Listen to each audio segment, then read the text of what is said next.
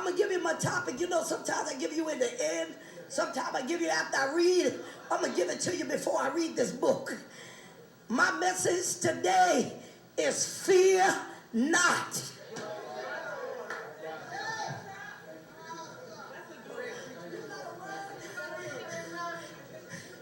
Tell somebody, fear not.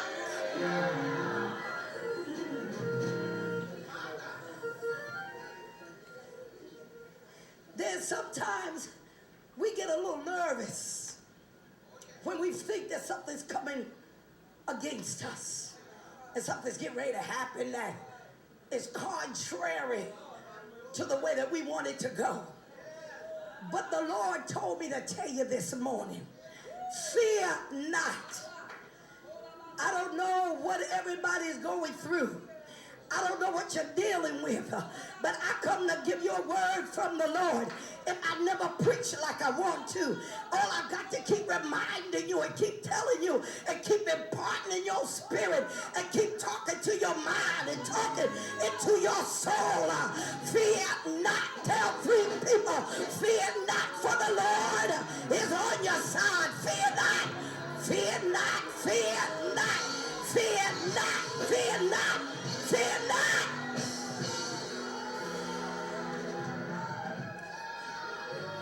I'm going to read the scripture in a minute, but I heard the Lord speak unto Jehoshaphat. He said, fear not, oh Jehoshaphat, because of this great multitude. Sometimes it's overwhelming for us. It's a multitude of an overwhelming experience. But I come to tell you today, fear not, by reason of this great multitude.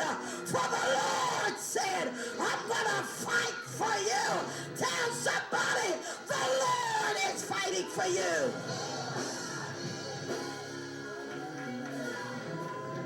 And the Bible said, if God be for you, if God be for you, who can be against you? Tell them, fear not.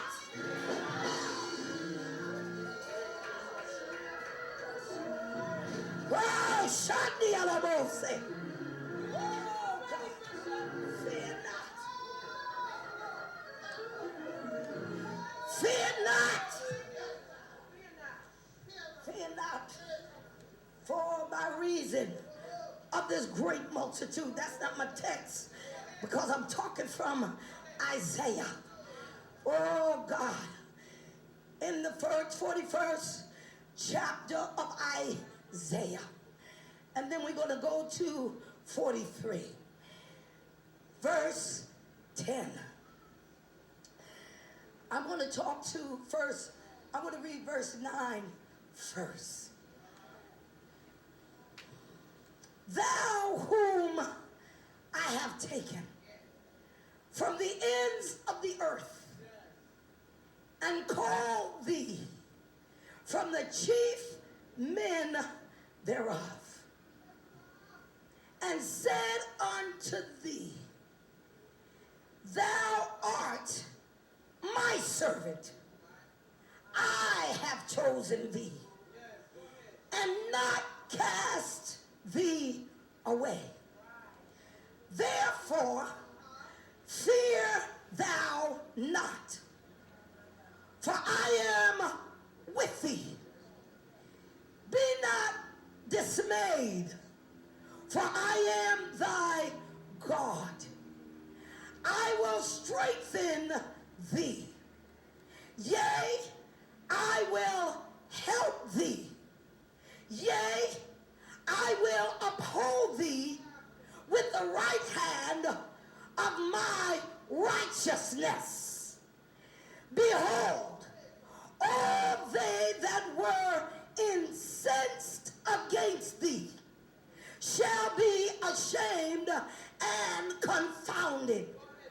They shall be as nothing, and they that strive with thee shall perish. Those that are giving you a hard time, don't you worry about it. The Bible said that they that strive with thee, that are pulling and tugging against thee shall perish. Thou shalt seek them and shall not find them, even them that contended with thee. In other words, when there is a fight, you have a contender, and that those that contend with you and war against you, he said, don't you worry about them that are contending with thee. They that war against thee shall be as nothing and as a thing of naught. For I, the Lord thy God, will hold thy right hand, saying unto thee, fear not, I will help thee. Again, I say, fear not. How many times do I have to tell you? Fear not. He said, for I will help thee, and ye men of Israel, I will help thee, saith the Lord, and thy Redeemer, the Holy One of Israel. Go to chapter 43. It's so much in 41 I want to go through, but I don't want to give too much, because there's something that the Lord is trying to tell us. You know what it is? Fear not.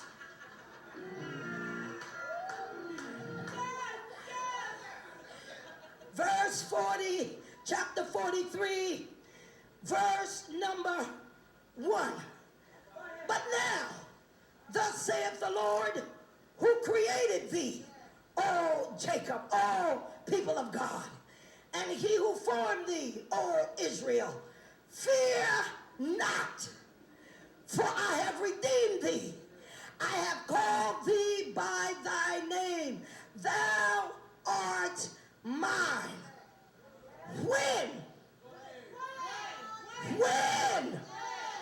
thou passeth through, when you're going through the waters of affliction, I will be with thee, and through the rivers of water, they shall not overflow thee. When thou walkest, when you're walking through the fire, when you take your time and go through the fire, thou shalt not be burned, neither shall the flame kindle upon you. I won't let it affect you. I won't let it burn you. I won't let it singe you.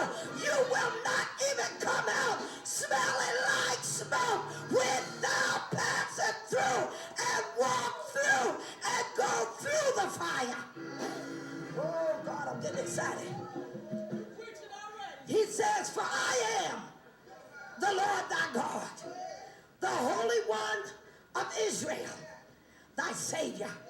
I gave Egypt for thy ransom, Ethiopia and Seba for thee. Since thou wast precious in my sight. Look what he says. He called you precious in his sight. And look what he says. He saw your heart. Therefore, he says, since you were precious in my sight, thou hast been honorable. In other words, I looked and I saw beyond the surface. I looked at the depths of your heart. I saw where your love was. You've been precious to me, because even though you were going through, he said, even though things looked like they weren't coming out in your favor, he said, you found favor with me, and I found you to be honorable. He says, and I have loved thee. Therefore will I give men for thee, and people for thy life. One thing you got to understand, you got to read the whole book and understand this.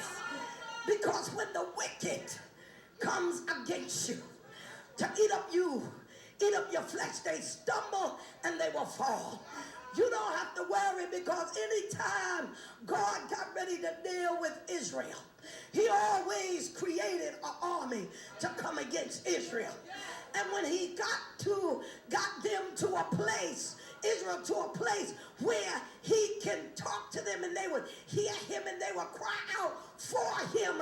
He dealt harshly with the enemy that came against Israel. Oh, I want you to understand something. When you decide that you are going to come against God's people and the enemy decides I'm going to hook up with you to come against the church of God, don't you worry, because God's got a plan already in place. Read the book.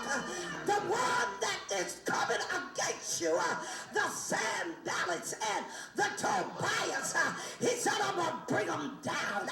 I'm going to bring them to naught. They flying high right now, but they getting ready to come down. The songwriter said, in the high place, in the 41st chapter of Isaiah, he said, the high place is coming down.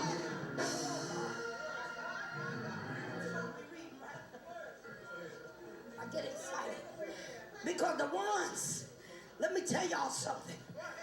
I don't fool with backslidden folk. The only time I deal with them is to bring salvation. But when you come against the church, you got to be careful. You better know what you're doing when you come against the church. Because when you come against the church, what did the Bible say? They're not coming against you. He says, verse 5, what did it say? Say it again. Tell somebody with like you mean it. For I'm with thee, I will bring thy seed from the east and gather thee from the west. I will say to the north, give up, and to the south, keep not back. Bring my sons from far and my daughters from the ends of the earth, even everyone who is called by my name. For I have created him for my glory. I have formed him, yea, I have made them. I want to stop right here because I want to talk to you coming from these two chapters. We need to understand God kept saying, fear not. Fear not. And even though he talked to Israel and he mentioned his son Jacob, Jacob was the father of 12 sons. Those 12 sons had characters and personalities, but they were God's chosen. And out of those 12 sons comes the church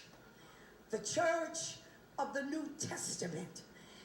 And when he says fear not, fear is an emotional, a physical, and is a mental condition that comes from an effect, whether it is external or internal, of a negative manner.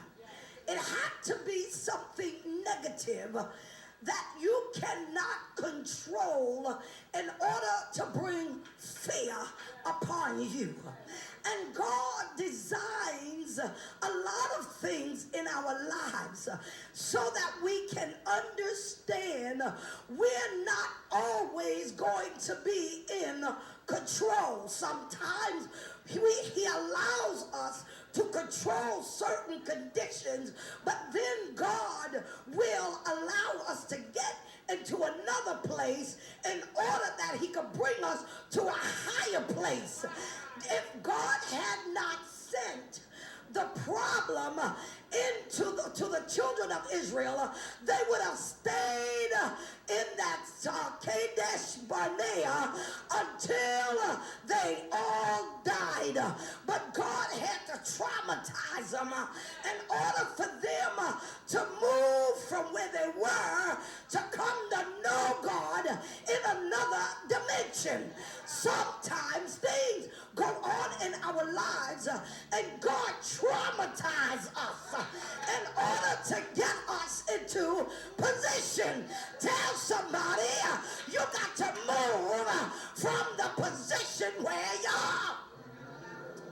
A lot of us are very much immature when it comes to the things of God.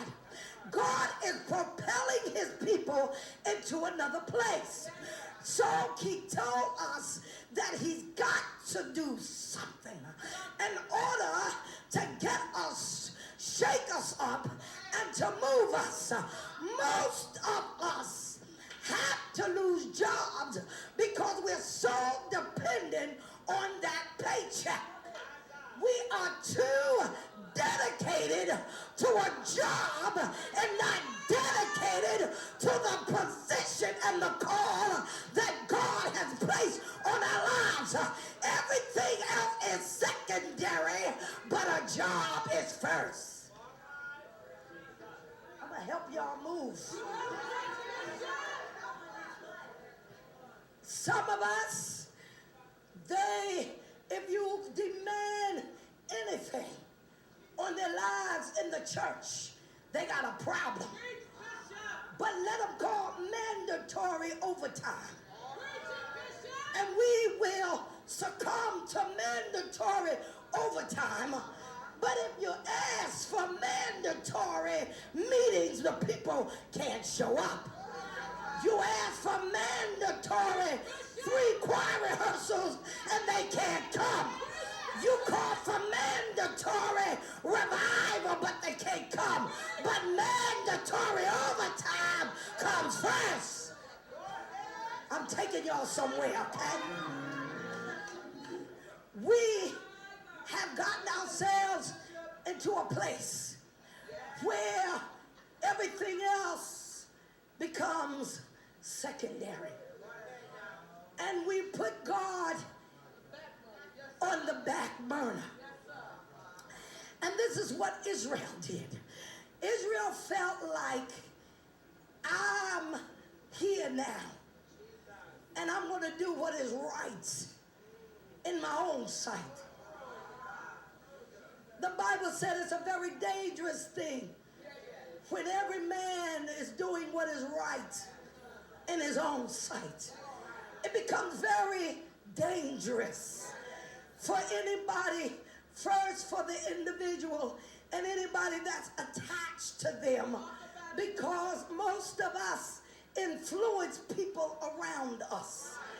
And when people start doing what is right in their own sight, there is an opportunity that the enemy takes strong hold against them. But then you got to understand, when the enemy gets a stronghold, not only are you affected, but everybody else around you gets affected by the enemy.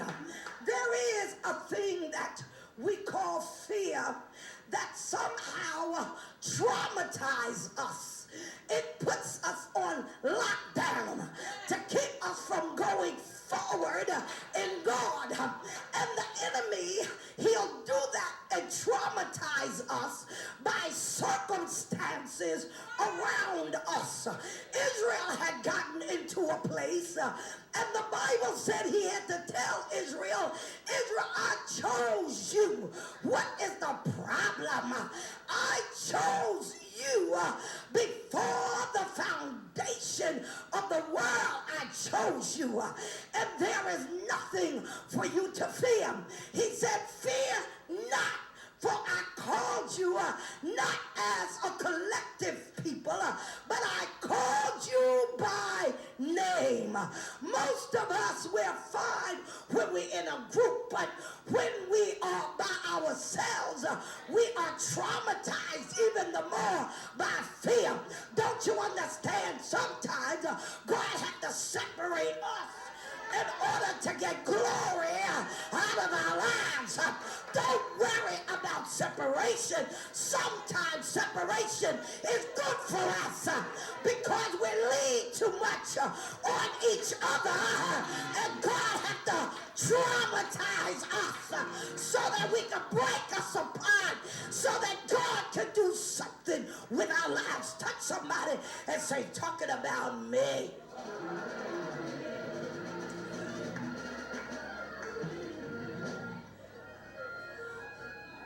told them, I called you by name. Not only, see, we don't want to get earthly things confused. We don't want to get confused here. We don't want to get confused because sometimes we get confused. When God spoke to us and gave us the parable, and he says, no man, having left mother, father, sister, or brother. In other words, he called for separation. And not only that, he said, I didn't come to bring the family together. He said, I've come to put a sword in the family. You got to understand how God talks in order to understand what he wants to do. God said, when he talked to Cornelius, he told Cornelius, he said that Cornelius had control over his house. And because Cornelius had control over his house, whatever Cornelius told his family to do, they were in subjection to the head of the house. So what God said, I'm going to tell Cornelius, Cornelius prayed and his arms and everything went up before God. God honored him. So he said, Peter, wait a minute now. I got to go to the Gentiles' house because this man got control over his family. And if this man got control over his family, when the family grow up, the family got to know the direction to travel. So he sent Peter down to Cornelius' house and told him, you must be born again of the water and of the Spirit, so that now the family can come together, because he already told him, I'm going to put a sword in the family, but I got to get Cornelius right so that the family can become the family of God. Somebody put your hands together.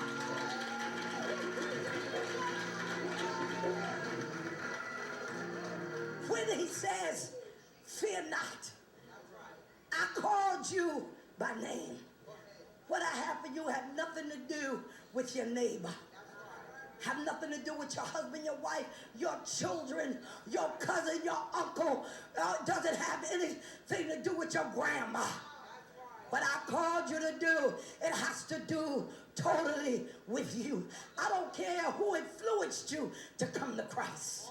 It does not matter who brought you to Christ. The person that brought you to Christ might be the one that God want to separate you from. Sometimes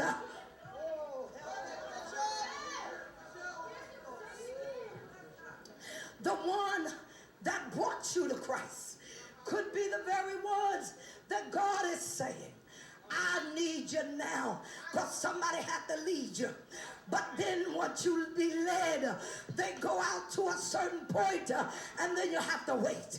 But Jesus led them all the way up to the upper room. He said, I want you to wait here until you get endowed with power from on high. When Jesus got ready to go to Gethsemane, he brought them all the way to the gate, and then he said, stay right here. I got to go this route by myself. I'm trying to tell you, some of you are under serious spiritual attack. Some of you can't take nobody with you.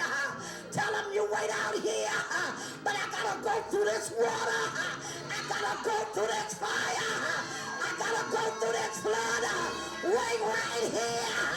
If you wait right there, I gotta go through this.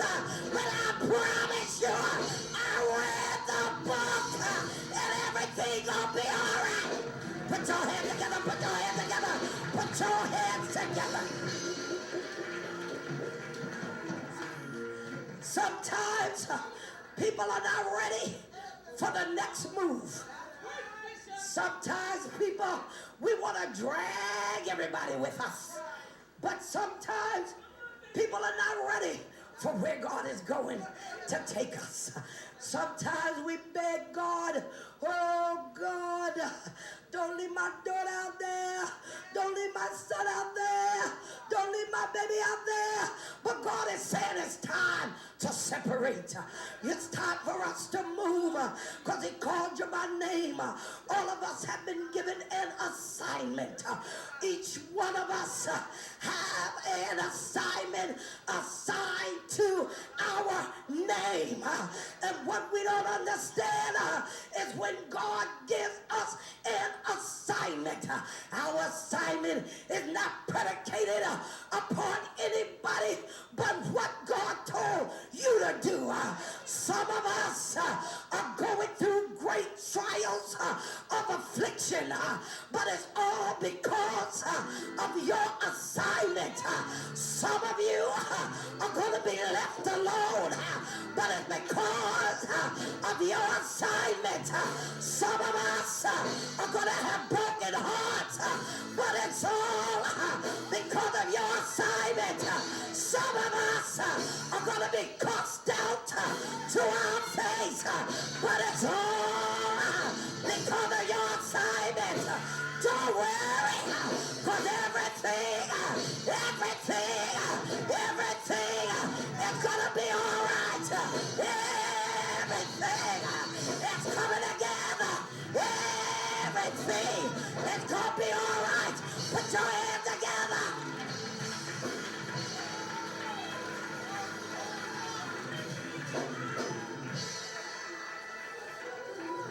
Fear thou not. I heard the writer say, I will not fear what man can do unto me. If I hold on to the master's hand, I'm going to be all right.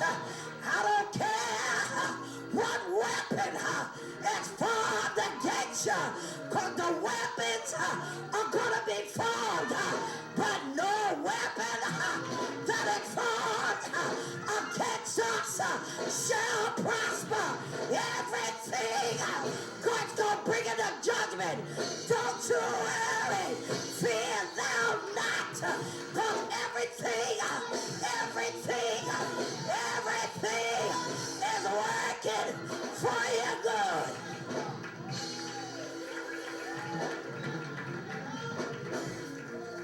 You have an assignment, and the assignment is for you only. I know a lot of us don't want to leave our friends, our families, and our loved ones. But there come a time in our spiritual life. I'm talking about your spiritual life. Your spiritual life, some things you have to let go of. I don't care how wonderful your life is going at this particular time, but there's going to be a rocky road ahead. Buckle yourself, because the rocky road is coming. And every time God got ready to elevate, that was a devil on every level. When he came down off the mountain, there was the devil. Went up to a higher mountain, came out, there was a devil. Went to the next mountain and came out, there was another devil. On every level, there's a devil trying to take your destiny. I come to tell you, I know you're crying right now. We gonna cry again. But the main thing, don't you fear. Keep on going, because you're getting to your place of destiny. I don't care how bad it looks. You ain't gonna lose the battle. Hold on to God. You got to win. Hold on to God. You got to come out. Hold on. Tell somebody. Hold on. Hold on. Hold on. Hold on.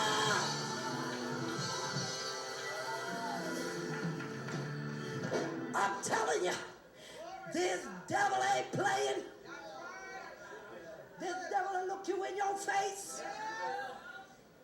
and tell you what they're going to do and what they're not going to do. I'm telling you, I had to get bold with him. I told that devil, you are lying. I ain't even going to contend with you. But the Lord rebuke you. See, because people look at your flesh and think you're weak. But see, I don't deal in the flesh. I speak in this devil's atmosphere. I know where he's coming from, and I speak to him in the spirit. You got to understand, the weapons of our warfare are not carnal, but they're mighty through to God to pulling down of strongholds. I'm not coming against you, but he's coming against the vision. I rebuke him in the name of Jesus. You can look at me like you're crazy, but that mission, it will go on. That mission in Long Branch will go on. That mission in Trenton will go on. Look like the closer I get, the more he fight me. I come to tell him I'm not scared because God told me to go ahead. God told me everything gonna be all right. We're coming out. We're coming out. We're coming through. We're coming through. It will. It will. It will. It will be all right. Put your hands together.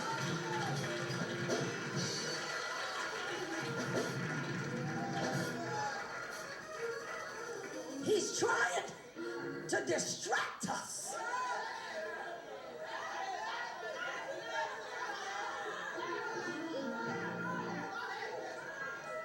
He's trying to distract us.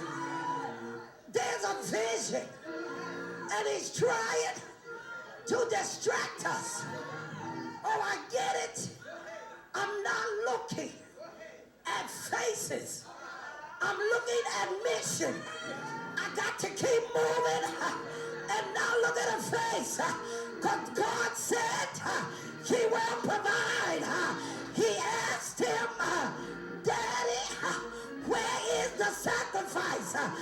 Abraham said, the Lord will provide. Where is the sacrifice? I come to tell you, the Lord,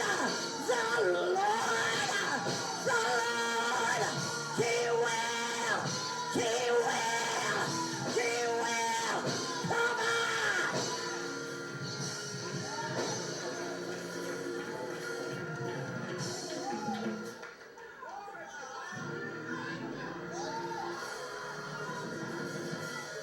Fear not, because some of you are going to be tried 10 days. This is what Revelation said. But be thou faithful unto death. He's going to cast some of you into the prison. The Bible said we're going to go through the water. We're going to go through the flood. When you dig it up in your mind, I'm going with God. The folk that you thought would be with you, all of a sudden, they start acting funny.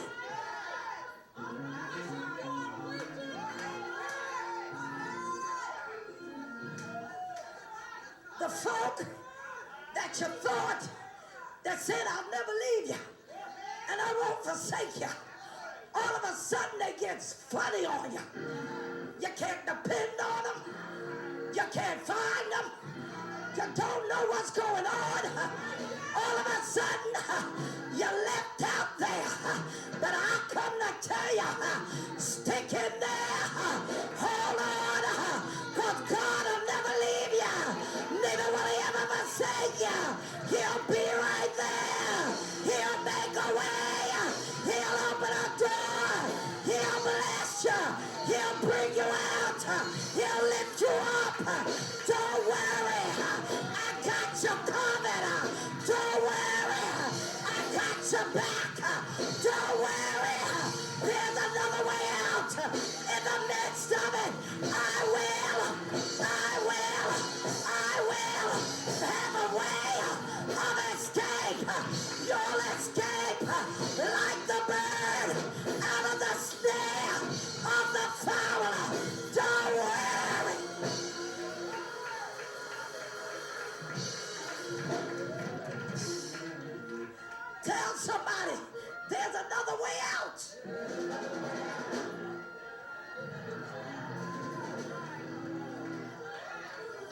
Touch somebody else. Tell them there's another way out. Tell somebody else there's another way out.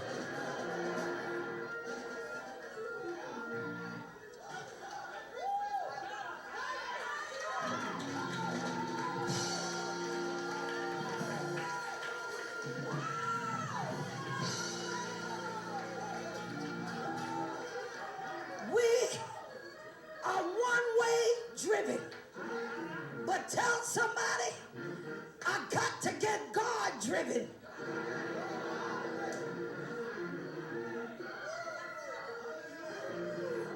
Tell them, I got to be God driven.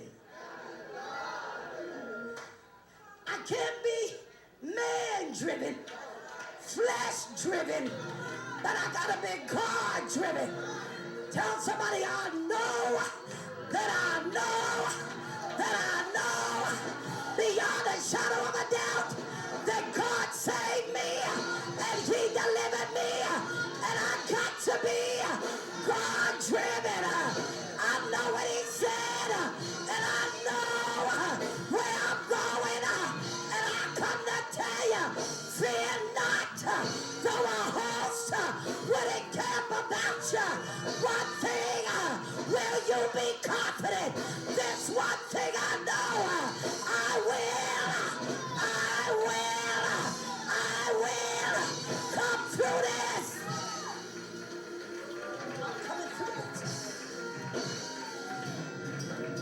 I'm coming through it. You're coming through this. Having this confidence in God and him alone. If you're depending on people, shake them off. I come to tell you, the people that you thought would be your friend, they'll stab you in your back. Shake them off. It's for your good. It wasn't to hurt you, but it was to get your attention.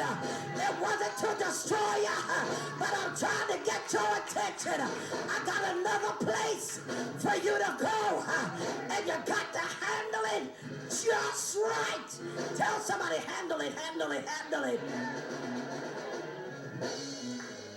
You got to handle it just right.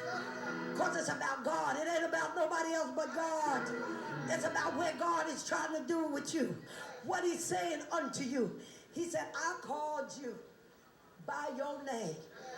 And most of us, we can identify. Because I know when he called me. I know when he called me. Nobody else was around when he called you. You were by yourself when he called you. You may have been sitting in the church, but you was by yourself when he called you. You was in a prayer meeting and everybody else was there, but you know he called you. And when he called you by name, he said, I chose you. He said, I chose you. He said it had nothing to do with anybody else. But in order for God to do what he has to do with us, he will cause our comfort zone to be interrupted. Tell somebody, it's interruption time.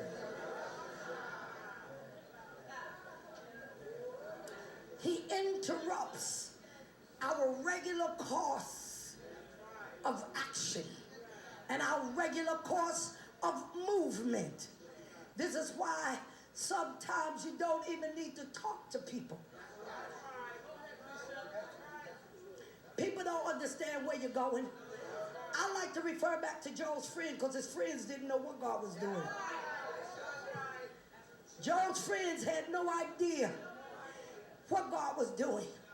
Most of us, and I come to tell you today, those of us, those righteous folk that's crying and holding on to the Lord, I come to tell you it's a test. It's a test. Tell somebody it's a test. When you understand it's a test, you learn that no matter what, I got to pass it. There are some tests you don't want to retake. I took a statistic test in college. I said, God, if I ever pass it, I don't care if I get a D. I don't want to retake this test. Me and statistics were not good. But I said, if I ever pass it, and there are some tests you don't want to repeat. But God, I want to come out shining like good gold. I want to come out shining like new money. I want to come out glowing that somebody will know I've been with Jesus. Because anytime you come out and you come out with Jesus, there's something about you that's going to change. There's something about you that the people will know that you've been with Jesus. You'll lay hands on the sick and there'll be a speedy recovery. Things will come up in your mouth and you'll speak a word into their life that will cause them to change. But I want you to understand, you're going through something, but it's because God is trying to separate us. Tell somebody it's time for us to get in position because God's getting ready to move like he's never moved before. I'm done. Fear not, for the Lord is with thee. It doesn't matter what you're going through, fear not. Doesn't matter what you're dealing with, fear not. This is not your battle. This battle belongs to the Lord. Job's friends felt sorry for him. You ought to tell somebody, don't be feeling sorry for me, because this battle is not mine. This battle belongs to the Lord. You feel sorry for the enemy. That's who you feel sorry for, because the one that is incensed against you, oh God, God's got something for them. And what you don't understand, when the word speaks, it's got to come to pass. Read the book and you'll hear the end of the story. Read the book. You'll see what God will do to your enemy. Tell somebody, read the book. And let me tell you something. People are not your enemies. I want you to understand that.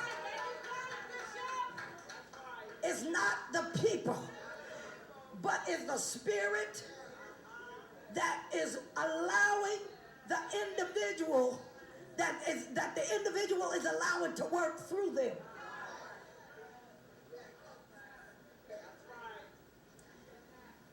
All of us will be in the same condition if we allowed the enemy to overtake us. Sometimes you want to say something, but think about it. Don't lose the war. Don't lose the war. After a while, the Bible says that he's going to dry your tears. You got a problem when you stop crying. The person got a problem when you stop crying over what it is. Because now strength is taking over. Anything can happen. And when you stop crying and you begin to stand tall and say, I'm making it, I don't care what's happening. And I'm going to go through, I don't care what's happening. You're almost out of your problem because God's getting ready to deal with your enemy. And I'm telling you, when you stop crying, that's when God takes over. Because he said, I'm going to wipe your tears. And he said, didn't he say that I'm going to bottle them up? Didn't the book say he's going to bottle up your tears? He said, I'm going to bottle your tears. He said, and I'm going to remember. I'm going to remember you. Don't you worry about what the enemy is doing. I come to encourage you. Fear not. Don't worry about it. Fear not. Some of you are going to have some embarrassing moments. Fear not. It's good for us to be afflicted. Because one thing for sure, when the tables turn, when the tables turn, you may be down here, but there's a flip side to every story. And when the tables turn, the same folk that laughed at you and did did you wrong gonna come and ask you for prayer.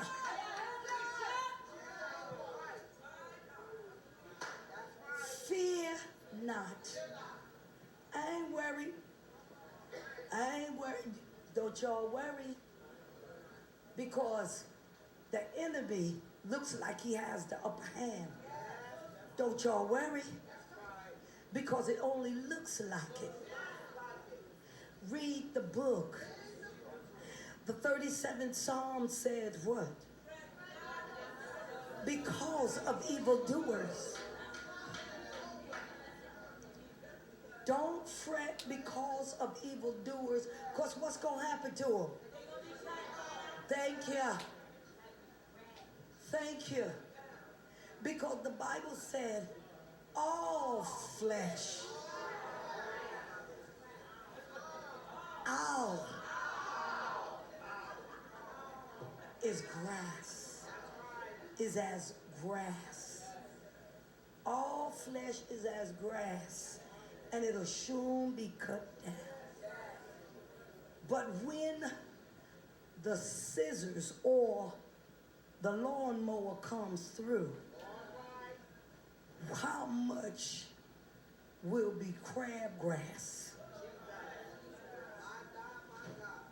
I'm telling you today, fear not.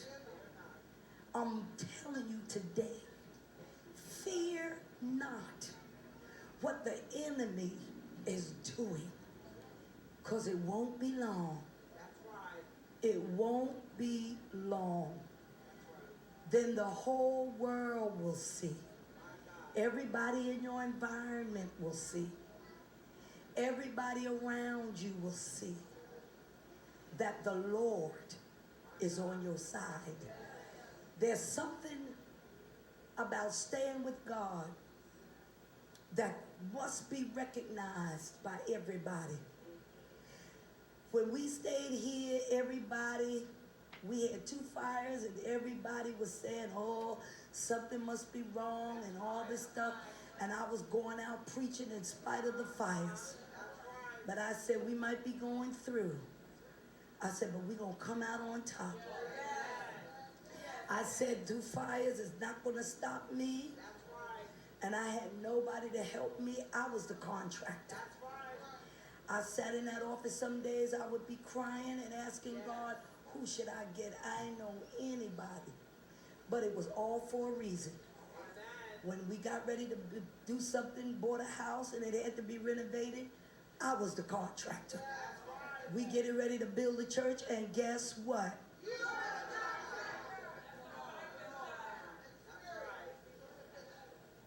I got experience. I'm not a novice. I know what they're talking about. I know how to read their codes. And God knows everything, because everything he uses for a stepping stone to where you're going. God has a plan for our lives, and I don't care what you're going through. Don't ever let anybody feel sorry for you. Talking about, oh, you poor thing. Oh, woe is you. Oh, you so sick and all this kind of stuff. Don't you let people tell you all that kind of crazy stuff. Poor thing. Why is she always sick? It ain't none of your business, because where God getting ready to take you, you got something to say. You got to have something to say. And God will take you through so you will have something to say. Some things you work by experience. There's some things you read, and then some things you have to experience. Everything in this book is, they talked about experiences. David talked about them. Solomon talked about them. There are experiences that you need that are necessary for you to go to the next dimension. That's necessary. Everybody that comes in this church don't come for the same reason. Some people come in here to see what they could do to destroy the ministry. Everybody's not coming for the same reason. Some people come in here looking around to see what they can do.